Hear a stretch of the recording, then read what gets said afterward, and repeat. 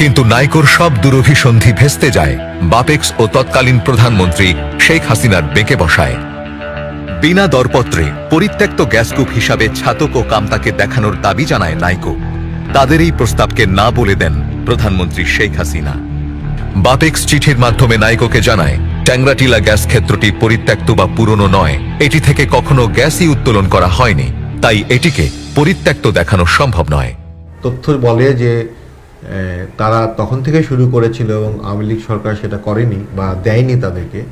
আমি নিশ্চিত যে এই দুটো কারণ হয়তো কাজ করেছে। একটি হচ্ছে এটা আসলে প্রান্তিক কোনো ফিল্ড না, এটা একেবারে নতুন ফিল্ড বলা যেতে পারে।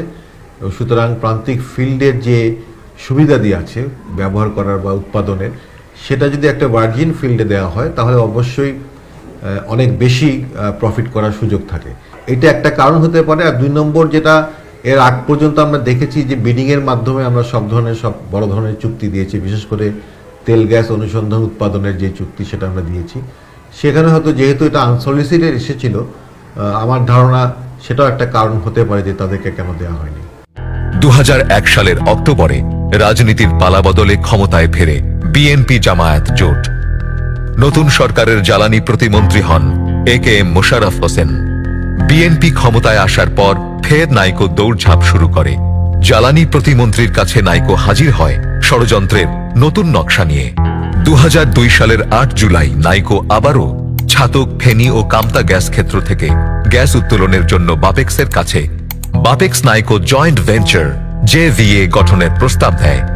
2002 সালের 8 আগস্ট বাপেক্সের তৎকালীন MD মকবুল ইলাহি চিঠি দিয়ে এক কথায় জানিয়ে দেন ছাতক গ্যাস ক্ষেত্রের ব্যাপারে বাপেক্স নাইকো JVA করার কোনো সুযোগ নেই। বাপেক্সের প্রত্যাখ্যানের পর নাইকো বিএনপির উপর মহলে রাজনৈতিক যোগাযোগ শুরু করে। খালেদা জিয়ার ছেলে তারেক রহমান, তার ঘনিষ্ঠ বন্ধু ও ব্যবসায়িক অংশীদার গিয়াস আল মামুন, জ্বালানি ও খনিজ সম্পদ প্রতিমন্ত্রী AKM মোশাররফ হোসেন, বিএনপিপন্থী ব্যবসায়ী সেলিম ভূঁইয়া, খালেদা জিয়ার মুখ্য সচিব কামাল সিদ্দিকী, পেট্রো বাংলার চেয়ারম্যান সহ বিশাল একটি অংশের সাথে যোগাযোগ শুরু হয়।